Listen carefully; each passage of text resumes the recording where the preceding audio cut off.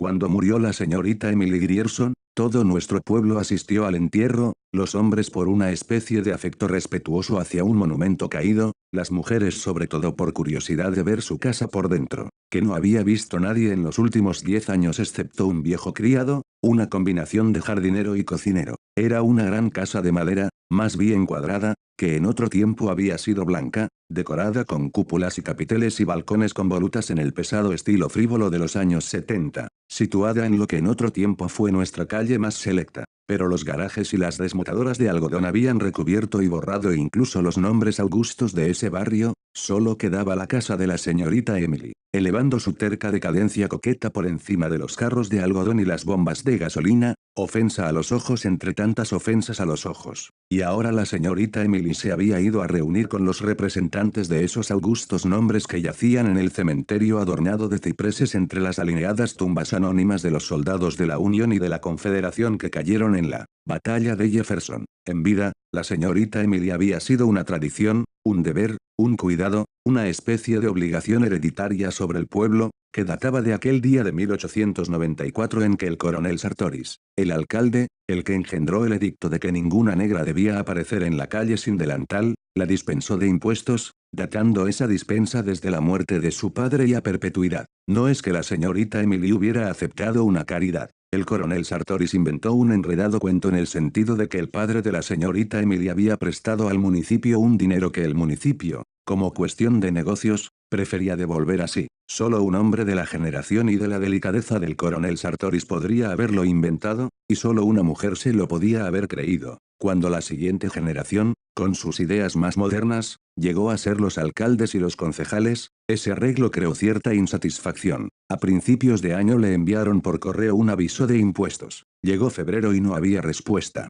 Le escribieron una carta oficial, pidiéndole que se presentara en la oficina del oficial de justicia cuando le fuera más cómodo. Una semana después, el propio alcalde le escribió en persona, ofreciendo visitarla o enviarle su coche, y recibió en respuesta una nota en papel de forma arcaica, con una delgada caligrafía fluyente, en tinta descolorida, en el sentido de que ella ya no salía en absoluto. Adjuntaba también el aviso de impuestos, sin comentario. Convocaron una reunión especial del Consejo Municipal. Una diputación la fue a visitar, llamando a la puerta por la que no había entrado ningún visitante desde que ella dejó de dar lecciones de pintar porcelana hacía unos 8 o 10 años. Les hizo entrar el viejo negro al vestíbulo en penumbra desde el cual una escalera subía hacia más sombra aún. Olía a polvo y desuso, un olor denso, malsano. El negro les hizo entrar al salón, que tenía un mobiliario pesado, tapizado en cuero. Cuando el negro abrió los postigos de una ventana, vieron que el cuarto estaba agrietado, y cuando se sentaron, un leve polvo se elevó perezosamente,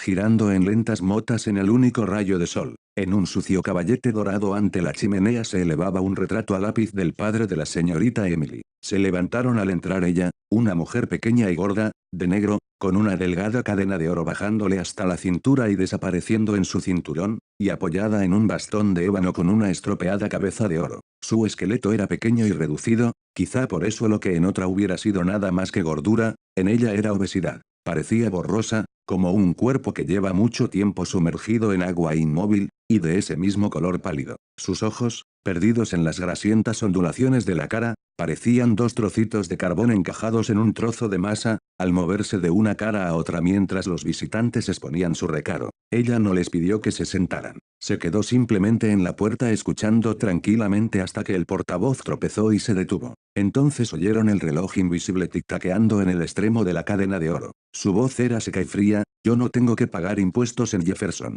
El coronel Sartoris me lo explicó. Quizá uno de ustedes pueda obtener acceso a los registros del municipio para convencerse, pero si ya lo hemos hecho. Nosotros somos las autoridades municipales, señorita Emily. No recibió un aviso del oficial de justicia, firmado por él. Recibí un papel, sí, dijo la señorita Emily. Quizá él mismo se considere el oficial de justicia. Yo no tengo impuestos en Jefferson, pero no hay nada en los libros que lo muestre. Vea. Tenemos que seguirla. Vean al coronel Sartoris. Yo no tengo impuestos en Jefferson, pero, señorita Emily, vean al coronel Sartoris. El coronel Sartoris había muerto hacía casi 10 años. Yo no tengo impuestos en Jefferson. Todavía apareció el negro. acompaña a estos caballeros a la puerta. Y ella sí les venció, en toda regla, igual que había vencido a sus padres 30 años antes con lo del olor. Eso fue 2 años después de la muerte de su padre y poco tiempo después de que la abandonara su novio, el que creímos que se casaría con ella. Después de la muerte de su padre salía muy poco, después que se marchó su novio la gente apenas la vio. Unas pocas señoras tuvieron la temeridad de llamar, pero no fueron recibidas, y la única señal de vida en el sitio era el negro, entonces joven, entrando y saliendo con una cesta de la compra como si un hombre, ningún hombre, pudiera llevar decentemente una cocina, dijeron las señoras, así que no les extrañó cuando se formó el olor. Era otro vínculo entre el grosero mundo pululante, y los altos y poderosos Grierson. Una vecina se quejó al alcalde, el juez Stevens, de 80 años, pero, ¿qué quiere que haga yo con eso, señora? Dijo él, pues mandarle recado de que lo pare, dijo la mujer. No hay una ley. Estoy seguro de que no hará falta, dijo el juez Stevens. Probablemente es solo una serpiente o una rata que ha matado ese negro suyo en el jardín. Ya hablaré con él de eso. Al día siguiente recibió 2 quejas más, una de un hombre que vino como excusándose con temor. ¿Realmente tenemos que hacer algo con eso, señor juez? Yo sería el último del mundo en molestar a la señorita Emily, pero tenemos que hacer algo. Esa noche se reunió el consejo municipal, 3 barbas entre canas y uno más joven, un miembro de la generación ascendente. Es muy sencillo, dijo este. Mándele un recado de que limpie su sitio. Denle cierto tiempo para hacerlo o si no. Caramba, señor mío, dijo el juez Stevens, ¿va usted a acusar a una señora de que le huele mal la cara? Así que la noche siguiente, 4 hombres cruzaron el césped de la señorita Emily y se deslizaron alrededor de la casa como ladrones, olfateando a lo largo de la base de las paredes de ladrillos y en las aberturas del sótano, mientras uno de ellos realizaba un verdadero movimiento de siembra sacando la mano de un saco colgado del hombro. Abrieron con fractura la puerta del sótano y esparcieron cal viva por allí y en todas las construcciones auxiliares. Al volver a cruzar el césped, se iluminó una ventana que estaba oscura y la señorita Emily apareció en ella, sentada, con la luz detrás, y su torso erguido, inmóvil, como el de un ídolo. Ellos se deslizaron en silencio a través de la hierba hasta la sombra de las acacias que bordeaban la calle. Al cabo de una semana o 2 desapareció el olor. Entonces fue cuando la gente empezó a lamentarse realmente por ella. La gente de nuestro pueblo, recordando cómo la vieja Wyatt, su tía abuela, se había vuelto completamente loca al final, creía que los Grierson se consideraban un poco por encima de lo que eran realmente. Ninguno de los jóvenes era bastante para la señorita Emily y su gente. Habíamos pensado en ellos desde hacía mucho, igual que en un cuadro, la señorita Emily como esbelta figura en blanco al fondo, su padre, como silueta despatarrada en primer plano, de espaldas a ella y agarrando un látigo, los dos enmarcados por la puerta delantera bien abierta hacia atrás. Así que cuando ella cumplió los 30 años y siguió sola, no nos gustó exactamente, pero nos sentimos vindicados. Aún con locura en la familia no habría rechazado todas sus oportunidades si se hubieran concretado realmente. Cuando murió su padre, se dijo por ahí que lo único que le dejaba era la casa. En cierto modo, la gente se alegró. Al fin podrían compadecer a la señorita Emily. Al quedarse sola y pobre se había humanizado. Ahora ella también conocería la vieja emoción y la vieja desesperación de un penite más o menos. El día después de su muerte las señoras se dispusieron a visitar la casa y ofrecer sus condolencias y su ayuda, según nuestra costumbre. La señorita Emily las recibió en la puerta, vestida como de costumbre y sin rastro de dolor en la cara. Les dijo que su padre no había muerto. Lo hizo así durante 3 días, con los clérigos que la visitaron y con los médicos que la trataron de persuadir de que les dejara ocuparse del cadáver. Cuando estaban a punto de recurrir a la ley y a la fuerza, ella se derrumbó, y enterraron rápidamente a su padre. No decimos que estuviera loca entonces. Creíamos que tenía que hacer eso. Recordábamos a todos los jóvenes que su padre había ahuyentado, y sabíamos que, no habiéndole quedado nada, se tendría que aferrar a aquello mismo que la había despojado, como hace siempre la gente. Tres estuvo enferma mucho tiempo. Cuando la vimos otra vez, se había cortado el pelo bien corto, haciéndola parecer una niña, con una vaga semejanza a los ángeles de las ventanas coloreadas de las iglesias, algo así como trágica y serena. El pueblo había contratado la pavimentación de las aceras, y el verano después de la muerte de su padre empezaron las obras. La compañía de obras llegó con negros y mulas y maquinaria, y un capataz llamado Homer Barron, un yankee, un hombre grande, oscuro, bien dispuesto, con una gran voz y los ojos más claros que la cara. Los niños le seguían en grupos para oírle insultar a los negros, y oír cantar a los negros a compás del subir y bajar los picos. Muy pronto conoció a todo el mundo del pueblo. Siempre que se oía mucha risa en cualquier sitio de la plaza, Homer Barron estaba en el centro del grupo. Al fin empezamos a verle con la señorita Emily los domingos por la tarde guiando el cochecillo de ruedas amarillas y la pareja de bayos de la caballeriza de alquiler. Al principio nos alegramos de que la señorita Emily se interesara por alguien, porque todas las señoritas decían que ni siquiera el dolor podía hacer que una verdadera dama olvidara el noblesse oblige, sin llamarlo noblesse oblige. Decían solo, pobre Emily, deberían venir a verla sus parientes. Tenía algunos parientes en Alabama, pero hacía años su padre había reñido con ellos por la herencia de la vieja Wyatt, la loca, y no había comunicación entre las dos familias. Ni siquiera habían estado representados en el entierro. Y tan pronto como dijeron los viejos pobre Emily, empezó el cuchicheo. Comillas, ¿suponéis que de veras es así? Se decían unos a otros. Claro que sí. ¿Qué otra cosa podría, eso? Con la mano ante la boca, con un frufru de seda y de raso al estirar el cuello detrás de celosías cerradas contra el sol del domingo por la tarde mientras pasaba leve y rápido el clop, clop, clop de la pareja de caballos, comillas, pobre Emily. Ella llevaba la frente bien alta aun cuando creíamos que había caído. Era como si exigiera más que nunca el reconocimiento de su dignidad como la última Grierson, como si hubiera necesitado ese toque de terrenalidad para reafirmar su imperturbabilidad. Igual que cuando compró el veneno de ratas, el arsénico. Eso fue un año después de que empezaran a decir pobre Emily y mientras estaban con ella sus dos primas pasando una temporada, quiero un veneno, dijo al boticario. Tenía más de 30 años entonces, todavía una mujer leve, más delgada que de costumbre, con fríos y altaneros ojos en una cara cuya carne estaba tensa en las sienes y en las cuencas de los ojos como uno se imagina que debe ser la cara de un farero.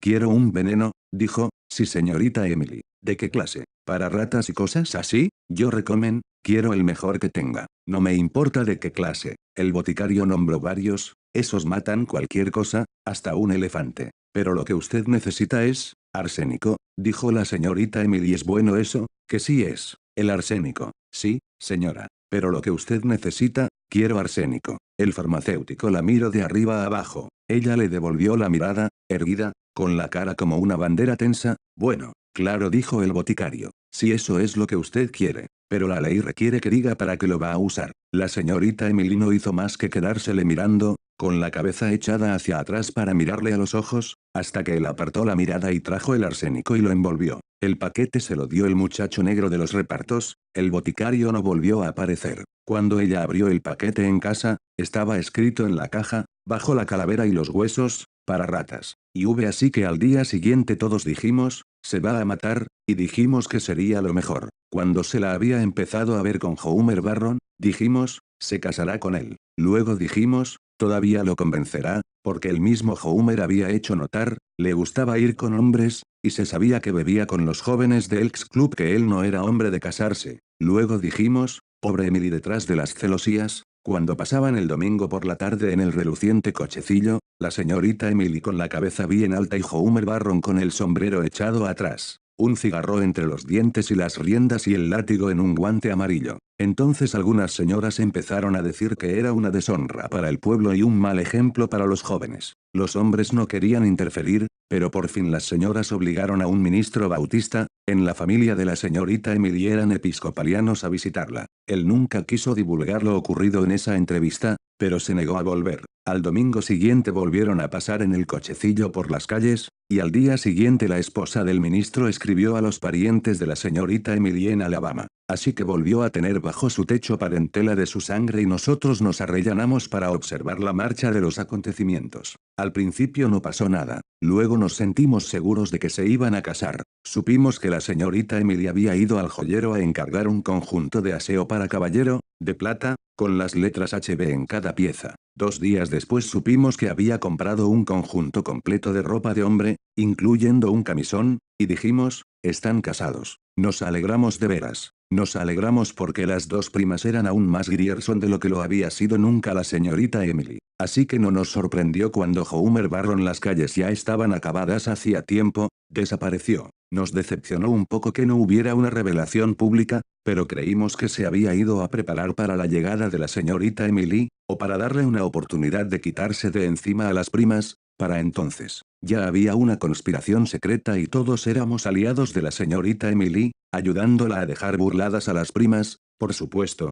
al cabo de otra semana se marcharon. Y, como habíamos esperado todo ese tiempo, al cabo de 3 días Homer Barron volvía al pueblo. Un vecino vio que el negro le dejaba entrar por la puerta de la cocina después de oscurecer. Y eso fue lo último que vimos de Homer Barron. Y de la señorita Emily durante algún tiempo. El negro entraba y salía con la bolsa de la compra, pero la puerta de delante permanecía cerrada. De vez en cuando la veíamos en una ventana un momento, como los hombres aquella noche cuando esparcieron cal viva, pero durante casi 6 meses no apareció en la calle. Luego supimos que eso también era de esperar, como si esa cualidad de su padre, que había echado a perder su vida de mujer tantas veces, fuera demasiado virulenta y furiosa para morir. Cuando volvimos a ver a la señorita Emily, había engordado y el pelo se le volvía gris. Durante los siguientes años se le puso cada vez más gris, hasta que al dejar de cambiar, alcanzó un gris hierro de mezclilla. Hasta el día de su muerte a los 74 años, siguió teniendo ese vigoroso gris hierro, como el pelo de un hombre activo. Desde entonces,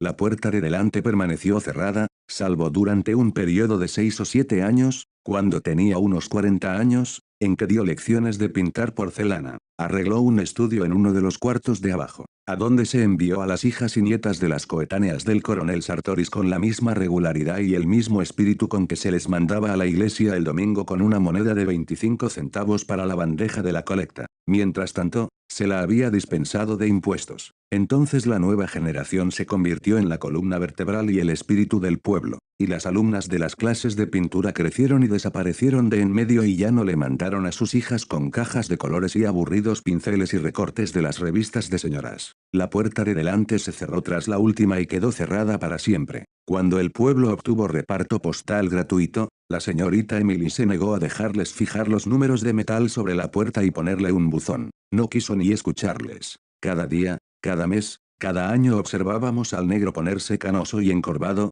entrando y saliendo con la bolsa de la compra. Cada diciembre, le enviábamos un aviso de impuestos, que la oficina de correos devolvía una semana después, sin ser recogido. De vez en cuando la veíamos en una de las ventanas de abajo, evidentemente había cerrado el piso de arriba de la casa como el torso tallado de un ídolo en un nicho, mirándonos o no mirándonos, sin que supiéramos nunca qué. Así pasó de generación en generación, querida, ineludible, impertérrita, tranquila y perversa. Y así murió. Cayó enferma en la casa llena de polvo y sombra, con solo un negro chocheante para cuidarla. No supimos siquiera que estaba enferma, habíamos renunciado hacía mucho a intentar obtener información por el negro. Él no hablaba con nadie, probablemente ni siquiera con ella, pues la voz se le había vuelto áspera y oxidada, como por el desuso. Vi el negro recibió a las primeras señoras en la puerta de delante y las hizo entrar, con sus voces silbantes y en sordina y sus rápidas ojeadas curiosas, y luego desapareció. Se marchó derecho a través de la casa y salió por atrás y no se le volvió a ver.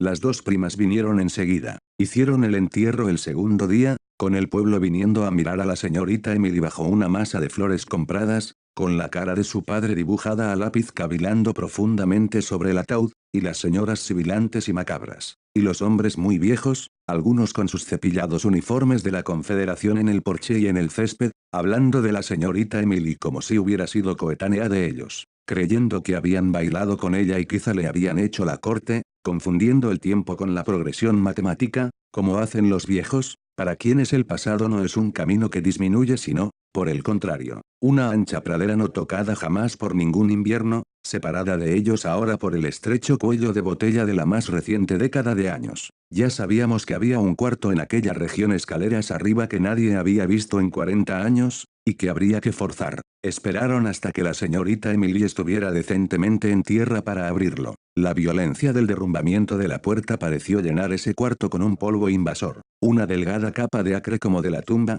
parecía cubrirlo todo en ese cuarto decorado como para una boda, las cortinas de encaje, de desteñido rosa, las luces con pantallas rosa, la mesa del tocador, la delicada batería de cristal y de objetos de aseo de hombre, con revestimiento de manchada plata, tan manchada que el monograma quedaba oscurecido. Entre ellos había un cuello y una corbata, como recién quitados, y que, al levantarse, dejaron en la superficie una pálida luna de polvo. En una silla colgaba el traje, cuidadosamente doblado, bajo él los 2 zapatos mudos y los calcetines dejados caer. El hombre mismo estaba tendido en la cama. Durante un rato nos quedamos allí, simplemente, mirando la profunda sonrisa sin carne. El cuerpo al parecer había yacido en otro tiempo en la postura de un abrazo, pero ahora el largo sueño que dura más que el amor, que vence incluso la mueca del amor, le había puesto los cuernos. Lo que quedaba de él, podrido bajo lo que quedaba del camisón, se había vuelto inseparable de la cama en que yacía, y sobre él y sobre la almohada de al lado de él se extendía ese liso revestimiento del paciente polvo en espera. Entonces nos dimos cuenta de que en la segunda almohada había el hueco de una cabeza. Uno de nosotros levantó algo de ella, y al inclinarnos adelante, sintiendo en las narices, seco y acre, ese sutil e invisible polvo, vimos un largo mechón de pelo gris hierro.